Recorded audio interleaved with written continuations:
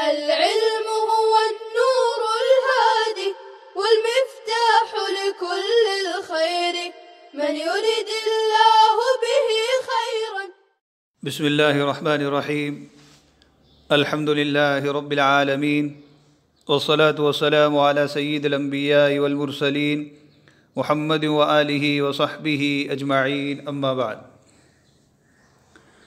عزیز طلباء کرام، نور الایضاح کتاب الزکوٰۃ کا یہ 12واں سبق ہے. اس میں ہم ہدی کے کچھ احکام اور مسائل پڑھنے کی کوشش کریں گے. سب سے پہلے ہدی کے معنی بیان فرما رہے ہیں. الہدی هو ما یہدی الی الحرم من النعم. نعم جانوروں کو کہا جاتا ہے، اور جانوروں کی قربانی کرنا، اللہ کے نام پر ذبح کرنا، یہ ایک عظیم عبادت اور کار ثواب ہے. عام جانور جو قربانی کے ایام میں ذبح کیے جاتے ہیں ان کو اضحیہ سے تعبیر کیا جاتا ہے، لیکن قربانی کے وہ جانور جنہیں حرم بھیجا جائے اور حرم میں ذبح کیے جائے انہیں ہدی سے تعبیر کیا جاتا ہے. ہدی کے جانور مختلف ہوتے ہیں. مثلاً حج تمتع کرنے والا ہے، اس کے لیے ہدی کو ذبح کرنا واجب ہے. قران کرنے والے کو ذبح کرنا واجب ہے. اسی طرح کسی نے جنایت کی، جن جنایت میں دم واجب ہے تو وہ ہدی بھی واجب ہوں گی. اس کے علاوہ نفلی طور پر بھی ہدی کو حرم بھیج کر ذبح کروایا جاتا ہے. مثلاً کوئی شخص عمرے کے لیے جا رہا ہے تو اس پر ہدی ذبح کرنا واجب تو نہیں، لیکن یہ ایک اچھا اور کار ثواب ہے کہ وہ ہدی لے جائے اور حرم میں لے کر اسے ذبح کرے. اسی طرح کوئی شخص حرم نہیں جا رہا ہے، اپنے وطن میں ہے، تو وطن سے حرم کے لیے ہدی بھیجنا، قربانی کے جانور بھیجنا، یہ بھی ایک کار ثواب ہے. تو ہدی کی تعریف کی، ہوا ما یہدی الی الحرم من النعم، وہ جانور جنہیں حرم کی طرف بطور ہدیہ بھیجا جائے. تو اللہ رب العزت کی بارگاہ میں، اللہ کی جناب میں بطور ہدیہ پیش کیے جانے کے لیے جو جانور حرم بھیجے جاتے ہیں ان کو ہدی سے تعبیر کیا جاتا ہے.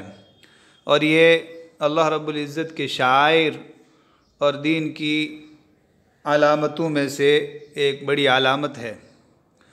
معنی الہدی، ہدی کے معنی، الہدی هو ما یہدی الی الحرم من النعم. ہدی حرم کی طرف بطور ہدیہ بھیجے جانے والے جانوروں کو کہا جاتا ہے. ہدی کی جمع ہدایہ آئے گی. انواع الہدی، ہدی کی قسمیں. تو جو جانور قربانی میں ذبح کیے جاتے ہیں،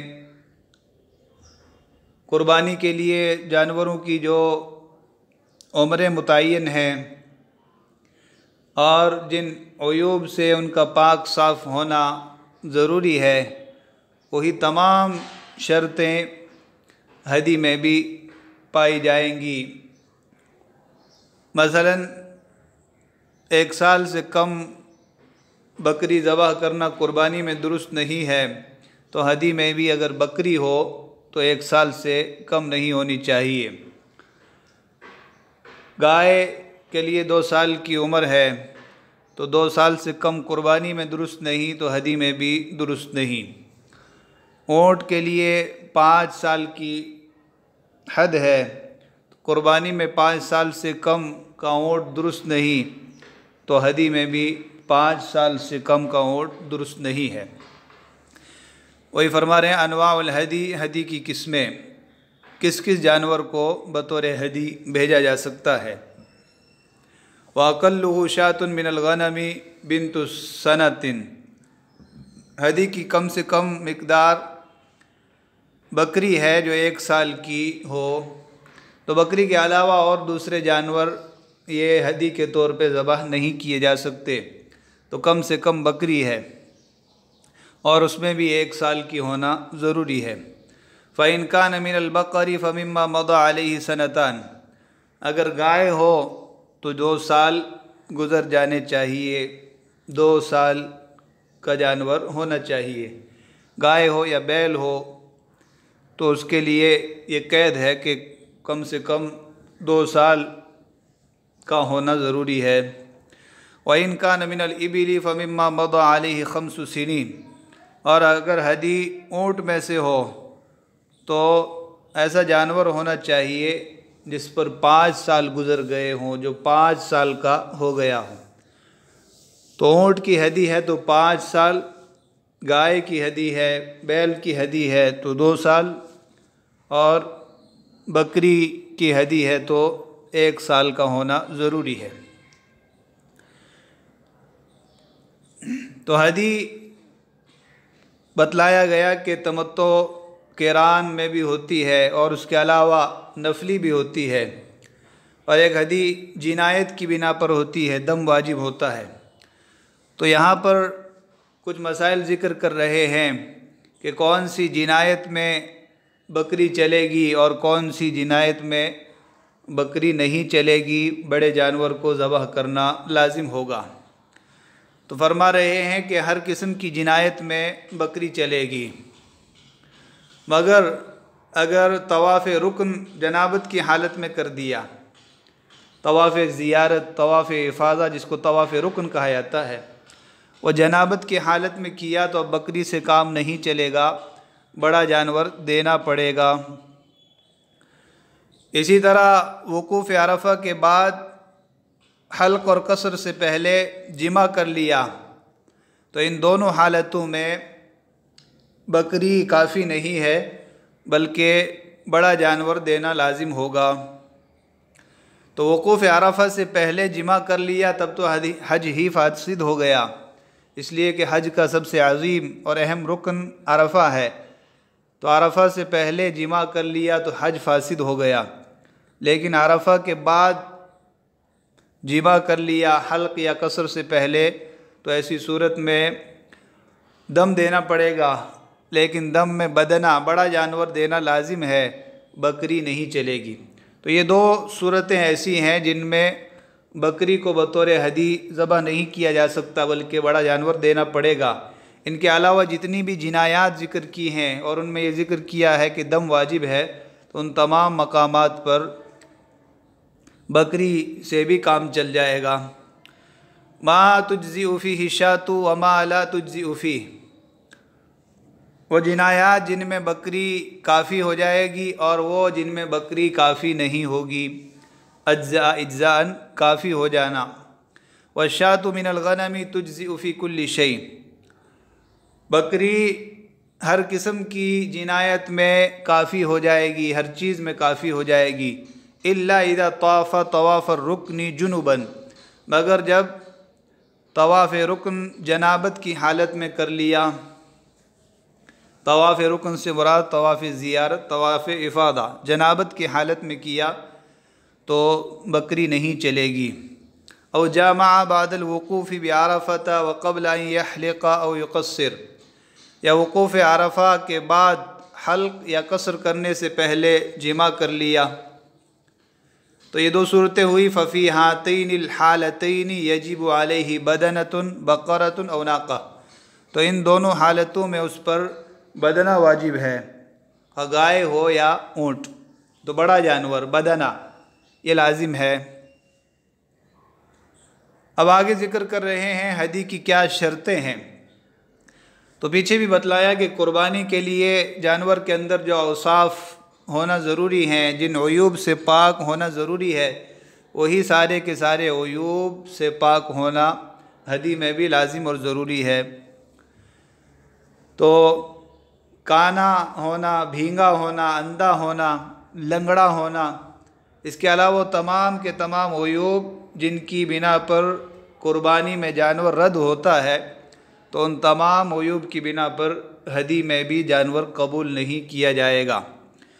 ولا بد فی الہدی ان یکون سلیما عن عور وعرج ونحوہما، ہدی میں ضروری ہے کہ جانور کانے پن، لنگڑے پن اور اس طرح کے عیوب سے پاک ہو۔ یہاں پر لفظی غلطیاں ہیں، ہد ہو گیا ہے، ہدی ہے۔ اسی طرح واو کے اوپر تشدید ہو گئی، وہ بھی درست نہیں، وَنَحْوِهِمَا۔ تو ہدی میں جانور کا کانے پن، عور کانا پن، عرج لنگڑا پن، وَنَحْوِهِمَا اور اس طرح کے سارے عیوب سے پاک ہونا ضروری ہے۔ تو بالکل قربانی کی ہی شرطیں ہیں، ساری تفصیل وہی ہے۔ ہدی کو ذبح کرنے کا وقت، تو اگر ہدی قران یا تمتع کی ہے تو اس کے لیے قربانی کے 3 دن ہیں، ان 3 دنوں میں اس ہدی کو ذبح کرنا ضروری ہے۔ اور اگر اس کے علاوہ ہے، نفلی ہدی ہے یا نظر مانی ہوئی ہدی ہے یا جنایت کی ہدی ہے، تو اس کے لیے کوئی وقت محدد نہیں ہے، جب چاہے وہ دم دے دے، دم ادا کر دے۔ اور اس کے لیے حاجی یا معتمر کا مکہ میں ہونا بھی ضروری نہیں ہے۔ کسی نے کوئی جنایت کی اور جس کی بنا پر اس پر دم واجب تھا، پھر وہ گھر واپس آ گیا، تو یہاں سے بھی رقم بھیج کر یا کسی کو کہہ کر وہاں پر ہدی کو ذبح کیا جا سکتا ہے، اس کے لیے کوئی وقت نہیں ہے۔ لیکن تمتع اور قران کی ہدی کو ایام نحر میں ذبح کرنا لازم ہے۔ ووقت ذبح الہدی ان کان ہدی قران او تمتع ایام النحر 3، ہدی کو ذبح کرنے کا وقت، اگر ہدی قران یا تمتع کی ہو تو قربانی کے 3 دن ہیں، ایام النحر 3، قربانی کے 3 دن ہیں، 10، 11 اور 12۔ تو جو 3 دن قربانی کے، وہی 3 دن ہدی تمتع اور ہدی قران اور تمتع کی ہدی کو ذبح کرنے کا وقت ہے۔ وَإِنْ كَانَ غَيْرُهُمَا فَلَيْسَ لَهُ وَقْتٌ مَحْدُودٌ شَرْعًا، اور اگر ہدی ان دونوں کے علاوہ ہو، یعنی قران اور تمتع کی نہ ہو، نفلی ہو، نظر کی ہو یا جنایت کی ہو، تو فَلَيْسَ لَهُ وَقْتٌ مَحْدُودٌ شَرْعًا، تو شرعاً اس کا کوئی وقت متعین نہیں ہے، محدد اور طے شدہ نہیں ہے، جب چاہے ذبح کرے۔ اب آخری مسئلہ ذکر کر رہے ہیں، مکان ذبح الہدی، ہدی کو ذبح کہاں کیا جائے گا؟ تو کسی بھی قسم کی ہدی ہو، خواہ تمتع کی ہو، خواہ قران کی ہو، خواہ نظر کی ہو یا جنایت کی ہو، ان تمام کی تمام ہدی کو حرم میں ہی ذبح کرنا ہوگا۔ تو حرم میں ذبح کرنا کافی ہے، مینا کے اندر ہدی کو ذبح کرنا یہ مسنون ہے، باقی حرم میں کسی بھی مقام پر ذبح کر لی گئی، مکہ میں ذبح کر لی گئی، مکہ کے ارد گرد جو حدود حرم کے اندر کے علاقے آتے ہیں، تو کسی بھی علاقے میں اگر ہدی کو ذبح کر لیا گیا تو کافی ہے، مینا کے اندر ذبح کرنا کوئی ضروری نہیں ہے۔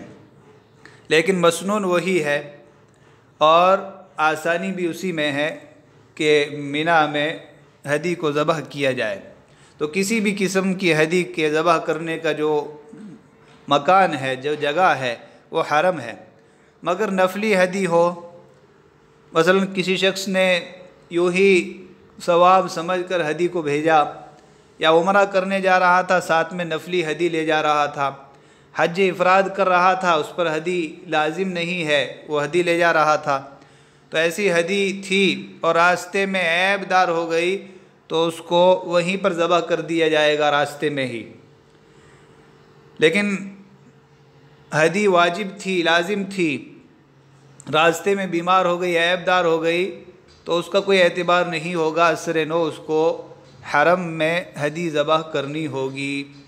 وَمَكَانُ ذَبْحِ الْهَدِي أَيُّ هَدْيٍ كَانَ، اور ہدی کو ذبح کرنے کی جگہ خواہ کوئی بھی ہدی ہو، قران کی ہو، تمتع کی ہو یا جنایت کی ہو یا تطوع کی ہو، الحرم، ہدی کو ذبح کرنے کی جگہ خواہ کوئی سی بھی ہدی ہو حرم ہے۔ ولا یختص بمنا، مینا کے ساتھ خاص نہیں ہے، لیکن نیچے لکھ رہے ہیں مسنون یہی ہے کہ ہدی کو ذبح مینا میں کرے، اگر ذبح ایام نحر ثلاثہ میں ہو، اور اگر اس کے علاوہ کوئی ہو تو مکہ میں کرے، باقی حدود حرم میں کہیں بھی ذبح کیا جا سکتا ہے۔ الا اذا كان هدي تطوع وتعيب في الطريق فينحره في محله، مگر جب ہدی تطوع کی ہو اور راستے میں عیب دار ہو جائے، بہت زیادہ بیمار ہو، مرنے لگے، تو اسی جگہ وہ نحر کر سکتا ہے۔ باقی ہدی کسی بھی قسم کی ہو تو اس کا محل حرم ہے۔ ثم محلها الى البیت العتیق، تو مکہ ہے، حرم ہے۔ تو یہ ہدی کے کچھ مختصر احکام بیان کیے ہیں، باقی بہت کچھ تفصیل آگے کی کتابوں میں آپ پڑھیں گے۔ وصلی اللہ وسلم علی نبینا محمد وعلى آلہ وصحبہ اجمعین۔ السلام عليكم، لا تنسوا الاعجاب بالفيديو والاشتراك في القناة تشجيعا لنا لنستمر بنشر المزيد إن شاء الله.